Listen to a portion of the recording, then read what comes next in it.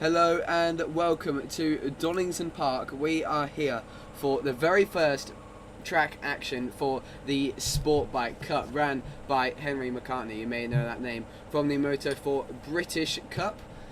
And I, of course, am your lead commentator, Riley Davis, joined by my co-commentator Mason Rothery. An experienced Ride 6 player and a self-proclaimed road racing G joins us for this test and hopefully for the remainder of the season to take us through everything that there is to know about being fast at Ride 6, because that's definitely not something that I know.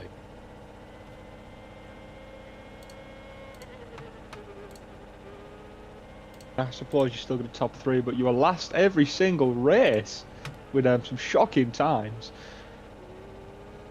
Sorry, what? Sorry, I was making sure they could hear you on the stream. What you say? Oh, I said, yeah, you were last on the Road Racing G Championship. I mean, three of us racing it, so one could argue I got a top. Well, you got a top three, but I mean, then again, I didn't win the championship, but I finished clear ahead of you. Consistent first and second finishes. You were very consistent, almost consistent of the season with nothing but thirds. Yeah, but I just wasn't trying. I mean, sometimes it's just not worth it. Sometimes it's just a bit of a laugh as we see Lewis coming alongside. Has Sutton a brilliant move in the slipstream, getting a brilliant exit out of the final chicane of the national layout this time. Let's just make sure that we all remember that it is a test session. There is going to be no racing, unfortunately. 26 minutes left of this test session. We're just going to have a look and see who's doing what on what bikes are doing what, and what seems to be the pick in terms of machinery. Now, there is different homologation rules regarding upgrades for the ZX4, GSX-8R and R7, which are all part of this class. And if you're on this grid, Mason, what would be your pick for the season?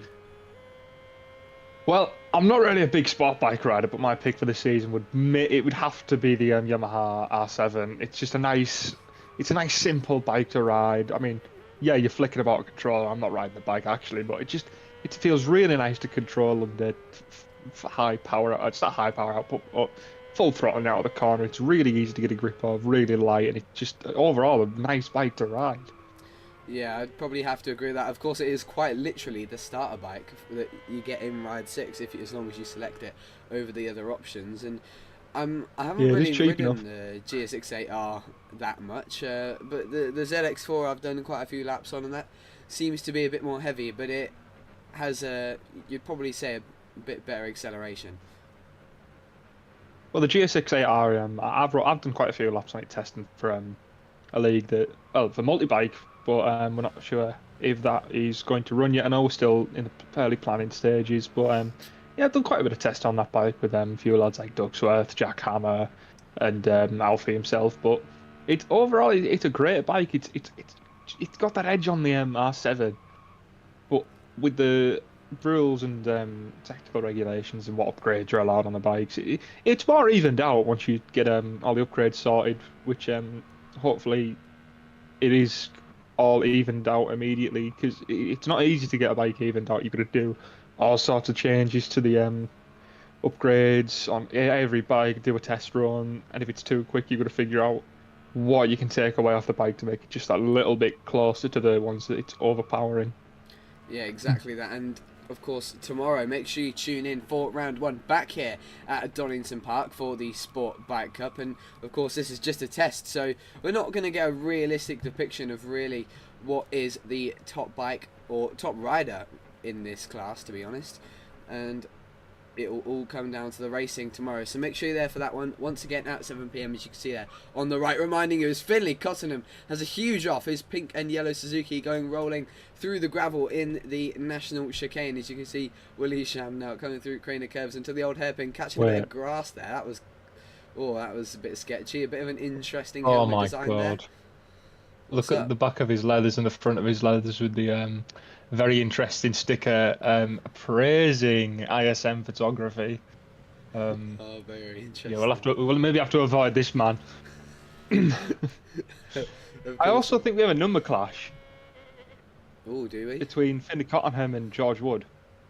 Finley's running the number 93. George Wood typically runs the number 93. He's not running the number 93. Ooh, that's weird. 17. And I'm sorry if any of you take offence to this livery.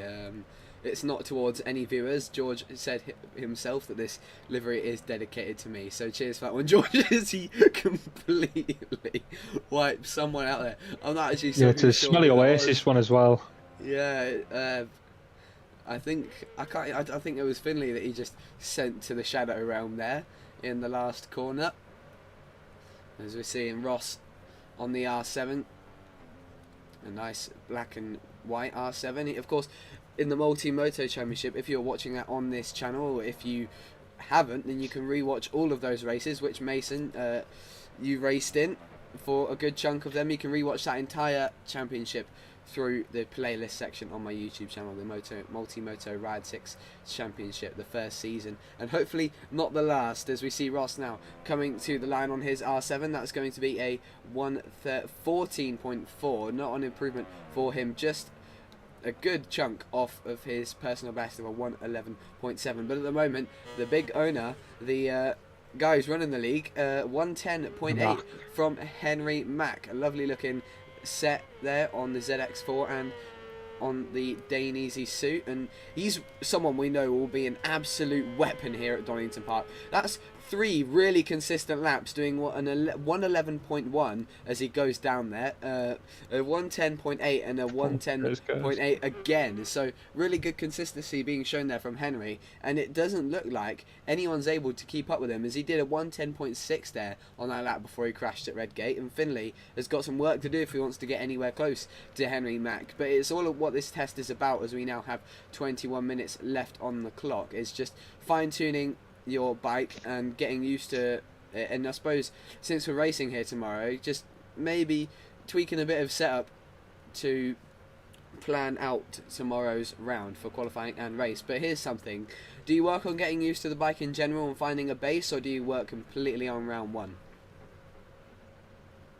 Well, we've done quite a bit of, obviously I've run in BSEC, which is Sean SDPG's championship, which is the main one. I rode in that for, well, we did, technically it was 3 seasons, but BSEC's officially been around for 2. You do a couple of pre-season tests. We occasionally have an in-season test, but the pre-season test, it's mainly about getting used to the bike you're riding, and it's typically about seeing where everyone else is. To me, it's seeing where everyone else is and figuring out where you can pick up what other people are doing, which never worked. And we're just trying to see Henry maybe get an idea of where Finley may be stronger than him on that GSX-8R, and that ZX4 seeming to be doing well to keep up on the straight. So clearly the homologation regulations proposed by Henry have seemed to work in his favour. Yeah, Finley's very strong through that final chicane. He's from curb to curb, almost clipping his knee on all of them, but he manages to keep it upright, so obviously it's something that does work. Yeah, it was a bit of a risky one there. I mean, I couldn't do that on in Ride 6 at least, maybe on MotoGP 24 or something like that, GP bikes perhaps. But yeah, Ride 6 isn't really my forte at the moment, as they now go through the old hairpin. He set that up nicely there, and he's up as he goes through the old hairpin. A lovely, nice and wide line, as you said, curb to curb. That is the entire ethic here at Donington Park, especially as you come up here towards McLean's through Shaunt's Curve here. Literally one elbow on the inside curb, and then you flick it back over and put the other elbow down. McLean's, but yeah, he's managed to get past Finley, and he's just gone down just a little bit on his time there. He's still proving how consistent he can be. He's already top of the session, so he just needs to. How much is he on top by? What's Finley done? Finley has actually just set a really competitive lap. So after we were just saying he had to get a move on, he really has got that move on. Finley only 0.03 of a second off of the top man at the moment as Henry comes to the line. He does not improve on that occasion, only 37 thousandths of a second off as he now comes into Redgate. Maybe just got a bit held up by Finley at the end of that lap there. 19 minutes left, and he's got plenty of time to continue this brilliant run of consistency. He's got 4 laps within the 1:10s, which no one has able to do so far, apart from Finley, who's done 2 1:10s as he goes down at the old hairpin. George going through there, and he's currently on a 12.0, so not too far off as he looks to sit in behind Henry and maybe get a slipstream. They have to stay out of the way here because they could find someone sliding up behind them and maybe getting into a bit of trouble, because George has found that trouble and gone into the gravel. Let's just talk about Lewis B for a moment. Obviously, we've talked about Henry riding bikes in real life in the Motorsport Talent Cup, but Lewis B is another one who's rode bikes for quite a while. He rides ZX6R. He does a lot of. I'm not sure what he does. I think he does BEMC. I don't know. No, I don't think he does BEMC. I'm not entirely sure on what he does, but he's very experienced. He's quite an experienced racer himself in real life, so he'll know Donington Park as well, like Henry does. I mean, Henry has just came off on the belt end of the a week ago, the Donington Park BSB round, which is, in my eyes, I'd say it was quite successful for him. It's still his first season, the learning curve, but it's good to have multiple experienced riders on track. Yeah, 6th place in that first wet race of the weekend, a run to line as well, so a really strong ride from him, showing his pedigree, especially in the wet weather conditions. That's really got to play with your head. As we now see Lewis on that ZX4, brilliantly, perfect livery in my opinion. Looks absolutely fantastic. Bike lineup, suit lineup, absolutely sensational. So he knows what he's doing, not only on track but in the livery editor, as he's currently running a 1:11.6. So on lap time, might not just know what he's doing as much as Henry does, but I'm sure he'll get there eventually. But I tell you what, as we move back down the grid and past George Wood, who's not someone who I'd have thought knows what he's doing in the livery editor, at least not with that livery. You see Tlian on that R7, briefly mentioned him earlier on that number 42 R7. He's struggling at the moment on 12.1, but not as much as has Sutton, also on the ZX4. Not seeming to be the bike of choice, despite it topping the session. I think it's 3 ZX4s in this test. Yes, that is correct, and only a couple of GSXRs, but it seems to me, as you said, Mason, that the R7 is the way to go.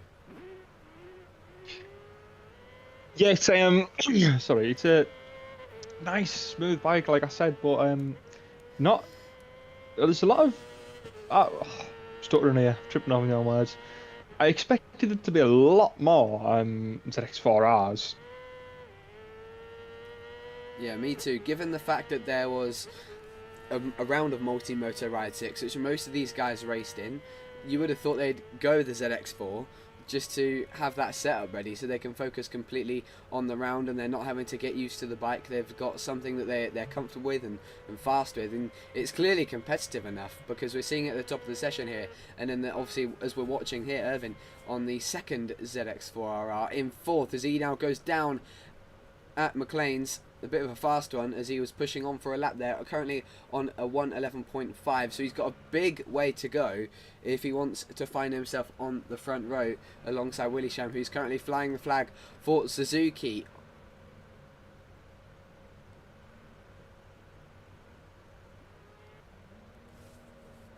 Now Ross making his way through Coppice. Someone was going up the inside there, I don't know who that was, but it was someone actually who crashed. That was Captain Slow, who took victory, I believe, in the classic Nürburgring TT in the 24 Racing Series. That is also on my channel if you want to roll back and watch all the action there. The unfortunately cut short action due to a multitude of reasons, even in both the classic and modern TT. A real disappointing end to those, but still great racing nonetheless. Of course, me and Jack Hammer were on comms for the classic TT, and hopefully we'll be able to have you for the rest of the season, Mason, as George really struggling, and good for it considering he's decided to dedicate this wonderfully kind livery to me. Yeah, well, even if I'm not here for the rest of this season, we'll both be here for the 24. Well, it's not. It doesn't really exist. Well, it does exist still. The 24 Racing Series Road Racing Championship. I'd never really passed down a Road Racing Championship, but I want to keep myself conserved for the main one, the SDPG Championship, just to get an eye on how other people go around. Maybe help them out, see where they can improve. Obviously, Road Racing G, as we say, as Evan goes down there. And yeah. I'm not sure where he's going. Well, it looks like he's just getting out of the way because Finley Cottenham and Willie Sham coming through, and obviously on that GSX-8R. Of course, I was a bit wrong there, saying he was the top GSX-8R earlier. I forgot that Finley was also there on Suzuki's latest parallel twin machine. Has now come down the crane of curves again. Oh yeah, bit of movement on the curb there. 110.653 from Finley, looking to just find that last 300ths of a second to dethrone Henry Mack, and he's found that extra 300ths of a second as he just caught the grass there on the exit of the old hairpin, coming through Starkey's Bridge now. Schwantz curve. It looks pretty good from him here, but he might have just lost a bit of time from clipping the grass. But Willie Sham doing well to hang in and might just be on course to get into the 1 minute 10. So he then goes into the gravel and proves me wrong. Yeah, I think Finley will be looking for slipstream off people to try and just edge himself in front of Henry Mack as he comes up behind George Wood there. I thought he was going to pillock into him there.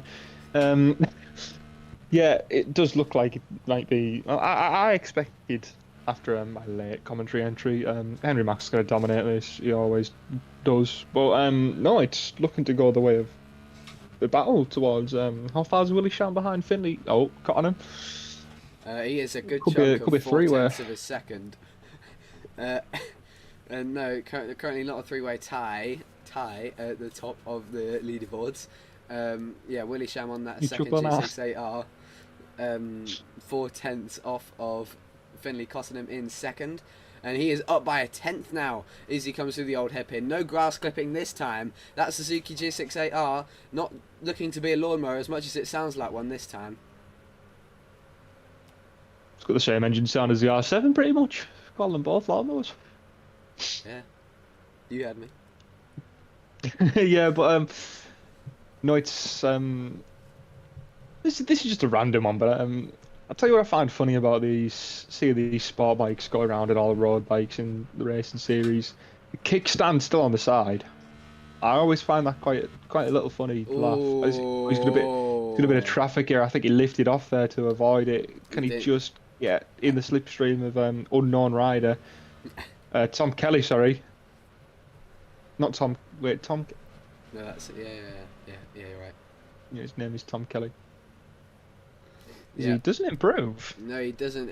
I think he did just lift off there. Might have just not known that contact was off for this one, as we now have 10 minutes left on the clock. So Finley Cottenham got a lot of work to do as Willie Sham now gets stuck in behind this group of the two ZX4s. I think that's Henry Mack and Has Sutton. Willie Sham goes down heavy there at turn 1. Has Sutton looking maybe to get a slipstream off him as Henry makes his way down crane the curves, looking to dig further into the 1 minute 10s and getting into lower the half of the 1 minute 10s. Looks like it's definitely possible. A 10th was gained from Finley in that first sector, and now it's a 10th down for Henry. Yeah, 2/10, sorry. It looks like he's got a lot of work to do, but I think he's sitting pretty at the top there. It doesn't look like Finley's been able to get the measure of the last two sectors, but let's see what he's got here. I don't think his entry into Redgate was as clean on that previous lap, but let's see what he can do as he now comes to line. It is a 6:21, a 1 minute 10 6:21, and he now goes to the top of the session a millisecond quicker than Henry Mack. So let's just hope that close, tight pace follows on into tomorrow's race. How great would it be to see the GSX-8R and ZX-4R going to battle in tomorrow's we just have to see what Henry does now. And Finley, yeah, let's see what Henry does. He comes to the line. It is a 1 minute 10 8:23. I'd hope his lap wasn't that slow. Nürburgring anymore, right? Yeah. Even then it would have been slow on the Nürburgring as he now comes down Craner curves looking to get that literal millisecond quicker to match Finley Cottenham at least as he comes through Craner curves. This seems to be that GSX-8R's strong point. Maybe just having that grunt to get down Craner curves and out of old hairpin as they're in the old hairpin. Henry Mack goes down big time on the curbs. Now Finley's going to go for another shot at it. Let's see Willie Sham's progress as he comes to line. That was the lap that he went down at Redgate, and he's going to give it another shot. How long do they have left? The session timer seems to have disappeared. Oh, 8 minutes 50. It looks like he just yeah, I think it's dynamic contact as he brake checked. your previous session leader, who's not going to be very happy No, about that. when you come out of the pit lane in autopilot, well, when you come on a flying lap in autopilot, riders are ghosted because there's problems with that on previous ride games, and once they are in control of the bike again, contact is back.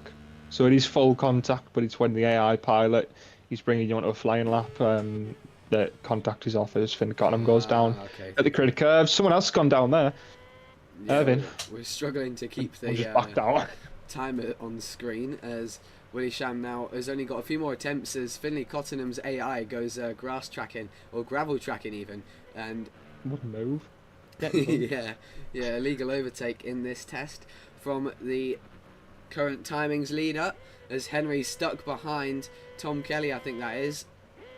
Yeah, indeed it is, on the R7 number 42, struggling a little bit, a 1:11.7, just over a second off as George has made his way up into 7th, also about a second off on a 1:11.6, can't seem to improve either as Tom tries to get behind Henry, but Henry's actually stuck behind the R7 rider, trying everything he can to get some slipstream, but it looks like he's just getting too close. He needs to just get out there and do the lap on his own. It's 1 millisecond, and slipstream isn't really going to make that in the grand scheme of things. He can easily make that on track, because I don't even think Finlay had a slipstream in front of him on his lap. So now he's going to get a nice and healthy slipstream from Tom on the main straight and into Redgate. Hopefully we're not going to see the R7 dart up the inside and move him out of the way. Yes, we are. And there it is.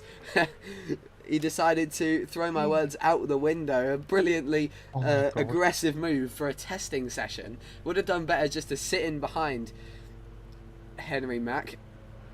But now might get an earful from the championship organiser, as we're now seeing Ross getting tailed along by his fellow R7 rider George Wood. We've got GSX-8R and 2 R7s on the straight, and then one more Suzuki in the form of Finlay Cottenham quite a few ways back down the straight as they come through Redgate. Looking good for Ross. He's got a 10th penalty, but I think that's just a glitch from the lap before. 10 Stappen in ride 6, a best lap for him of a 1:11.5, but doing well to stay in that top 4 at the moment. Just needs a little bit more, that a little bit more being half second, my apologies, thought the gap was smaller, to catch Willie Sham in front on the GSX-8R, but it doesn't seem to be like he can close that gap. He's actually following the man that he's looking to beat the lap time, so Willie Sham could actually be taking him to beat his lap time, put him into that top 3, and that, while it's just a test, is going to be a big confidence booster going into tomorrow's round if you can get into that top 3, as he's now half a second down. He's got some more work to do as Ross.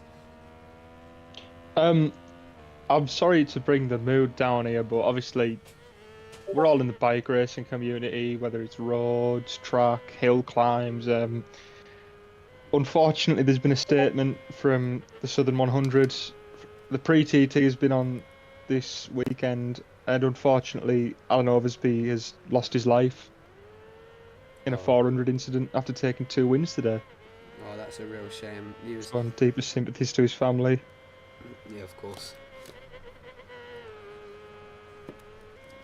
Yeah, just a moment of silence for him there. It was a successful Southern 100 there for him up until that point. So yeah, real shame for him and his family. But we race on in his honour, as now the test draws. 5 minutes left as George now goes up the inside. Thank you for that brief tribute, Mason. As they now... Yeah, sorry, it was a bit irrelevant, but just obviously we're all a community. We're all, no matter what, we're all a community, and it's devastating to hear. But yeah, we move on and think about it. Yeah, 100%. As Henry Mack now, just that little tiny gap of 67 milliseconds onto the back. Oh, he's straight. gonna love that.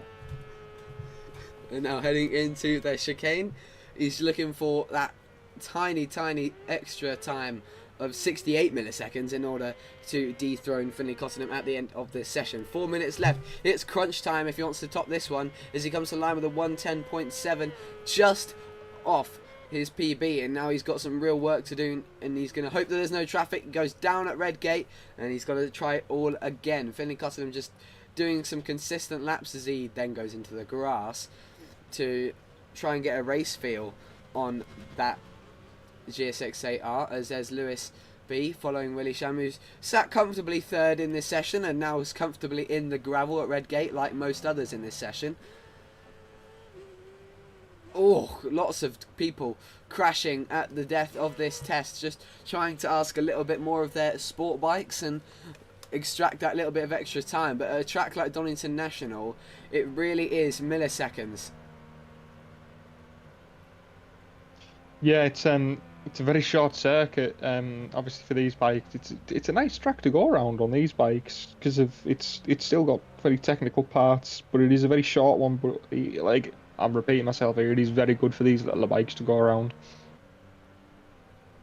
George comes to the line. He improves the death of this session with a 1:11.5. Moves himself up into 6th ahead of Lewis B, and behind Irvin, splitting the two Kawasaki teammates, the factory liveried bikes, as Ross remains in 4th for that 1:11.5. But Irvin only a few milliseconds off him and looking to find that extra bit and take his green machine into the top 4 as he now comes into the old hairpin. Had a bit of a difficult season in the Multi-Moto Championship and is now facing some difficulties in this lap. 4/10 off through sector 1, but has got some more time to improve as Willie Sham now comes down the main straight and is following along Finlay Cottenham, and Henry doing everything he can to improve, but he just can't seem to find the track space to do it as everyone now is out there doing everything to improve. Captain Slow, I hate to say it, but living up to his name at the moment in 9th place on a 1:11.9, as not as much as has certain though, struggling a lot with a 1:12.2, not seeming to bother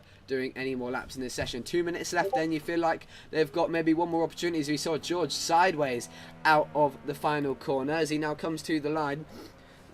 This will be his penultimate flying lap if he's able to get around cleanly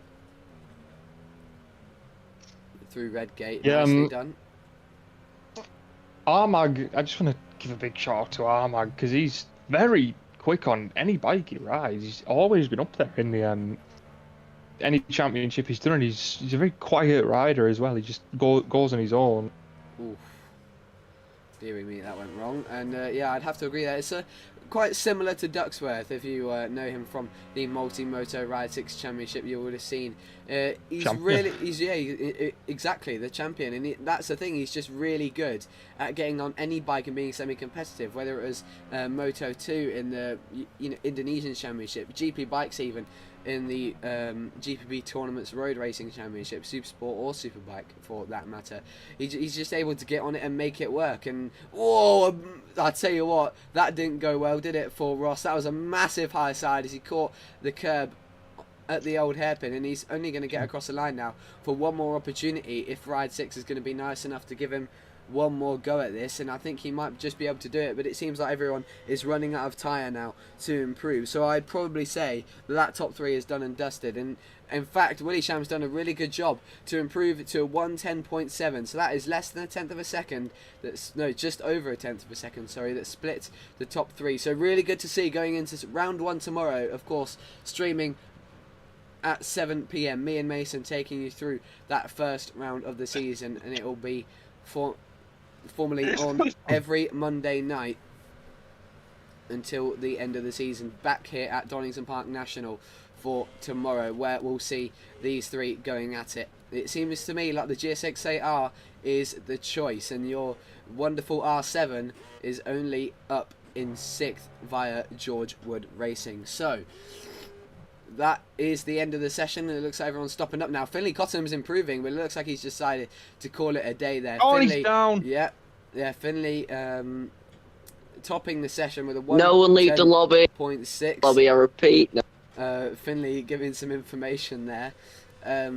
As they're about to go into a little training race that I've been told not to stream, but it won't be a matter anyway. They'll be taking each other out, and I imagine that's why I've been told not to stream I was going to it, say because it will make them look like a load of rookies. But there we go then. Finlay Cottenham tops the pre-season test in the Sportbike Cup Ride 6 with a 1:10.621, a millisecond ahead of Multi-Moto Ride 6 runner-up Henry Mack behind him on the ZX4R. Then Willie Sham on the front row as well on the Suzuki. Then we've got Armag, Irvin, George, Lewis, Tlian, Captain Slow and Has Sutton rounding out that top 10. So a multitude of motorcycles in the form of Yamaha, Suzukis and Kawasaki's all going to battle tomorrow. Thank you very much for joining me, Mason, and I hope you guys will join us at 7 PM tomorrow, where it's time to get racing. Thanks for joining us, and good evening